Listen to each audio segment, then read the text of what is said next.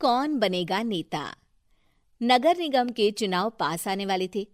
पूरे कानपुर शहर में टिकट को लेकर मारामारी शुरू थी, लेकिन सबसे ज्यादा चर्चा में वार्ड नंबर 40 की सीट थी।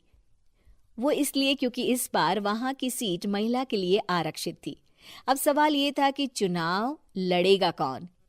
इससे पहले ठाकुर साहब वहां से पार्षद थे और इस बार उन्होंने अपनी पत्नी सीमा ठाकुर को टिकट दिलवाई और ठाकुर साहब की शान के कारण सीमा जी ने 20,000 वोटों से चुनाव जीत लिया। अरे बधाई हो सीमा भाभी, अब तो आप वार्ड की पार्षद बन गई हैं। अब तो हमारे काम आप ही करवाएंगी। अरे ये तो सिर्फ नाम की पार्षद बनी है, वो तो महिला सीट आ गई, वरना पार्षद तो मुझे ही बनना था। अब भले ही चेहरा इसका होगा, लेकिन पावर तो मेरी ही होगी। अरे वाह भाई साहब, क्या दिमाग लगाया है आपने भी। आइए आप लोग, खाना लगा दिया है सबके लिए। सीमा जी पार्षद बन चुकी थीं, फिर भी उनकी एक ना चलती। सारे काम ठाकुर साहब खुद ही संभाल लेते और जहां जरूरत पड़ती वहां सीमा जी का अंगूठा लगवा लेते। सीमा जी ज्यादा पढ़ी लिखी भी नहीं थी। एक दिन ठाकुर साहब और सीमा एक प्रोग्राम में जाते हैं। अरे ठाकुर साहब, आप आ गए। ओहो, पार्षद मैडम भी आ गई हैं। स्वागत है आप दोनों का। लगता है हमारे पार्षद फंड का सही इस्तेमाल हो रहा है। चलिए अब उद्घाटन करते हैं। ये लीजिए ठाकुर साहब कैची, आप ही सबसे पहले प्रवेश कीजिए। सब लोग आगे निकल जाते हैं और सीमा जी पार्षद होने के बावजूद भी पीछे खड़ी रह जाती हैं। वो देखती हैं कि वेलकम बोर्ड पर उनका नाम है, लेकिन महिला होने के कारण कोई उनका सम्मान नहीं कर रहा। अगले दिन एक आदमी उनके घर आता है। अरे ठाकुर साहब नमस्कार। कल ना हम नोटिस किए कि हमारा घर तो अवैध है और नगर निगम वाले उसे तोड़ने आ रहे हैं। अरे कुछ कीजिए ना ठाकुर साहब। देखो भाई, मैं तो ज्यादा कुछ कर नहीं सकता, पर अगर तुम सबकी जेब गर्म कर दो तो कुछ हो सकता है। कुल मिलाकर 4 लाख लगेंगे। अरे 4 लाख ठाकुर साहब?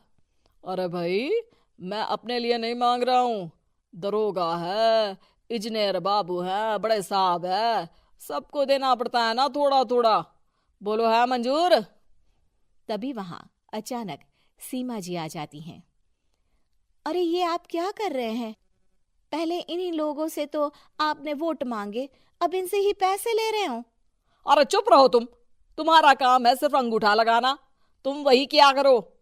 मुझे दूसरे काम तुम मत सिखाओ, समझी? और तुम ना जाओ, अब पैसे लेकर आओ, वरना जेसीबी किसी भी वक्त आती होगी। सब कुछ ऐसे ही चलते रहता है।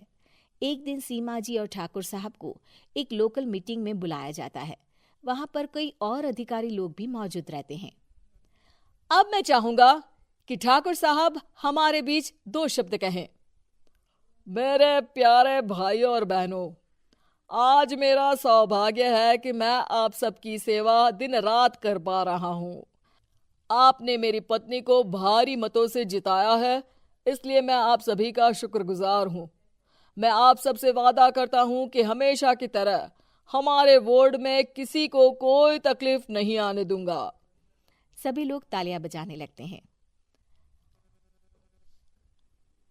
अब मैं माननीय पार्षद मैडम को स्टेज पे बुलाना चाहूंगा। अपने नाम को बुलाया सुनकर सीमा जी एकदम चौंक जाती है। उन्हें बिल्कुल उम्मीद नहीं थी कि इतनी बड़ी जगह उन्हें मंच पर बुलाया जाएगा। जैसे तैसे वो मंच पर चढ़ती हैं। ऊपर जाते ही सीमा जी को सारी पुरानी बातें याद आ जाती हैं कि किस तरह उनके पति उन्हें कभी भी आगे बढ़ने नहीं देते और उनके नाम से गलत काम करते हैं। वो बोलने लगती हैं। मैं आपके वार्ड की पार्षद सीमा हूं। आप में से बहुत कम लोग ही मुझे जानते होंगे, क्योंकि इससे पहले मुझे कभी ऐसा मौका ही नहीं मिला। सारे मौके मेरे पार्षद पति यानी आपके ठाकुर साहब ही लेते रहे, लेकिन आज ये मौका मुझे मिला है तो मैं इसे ऐसे ही नहीं जाने दूंगी। मैं आपको ये बताना चाहती हूँ कि आपके ठाकुर साहब मेरे नाम की आड़ में गैर कानूनी काम करते हैं, जिस पर अंगूठों के निशान मेरे होते थे। इसीलिए मैं अपनी गलती मानती हूँ और आज अपने पद से इस्तीफा देती हूँ, ताकि आगे से कोई गलत काम ना हो पाए। अब फैसला आप सबके हाथ में है कि आप हमें क्या सजा देना चाहते हैं।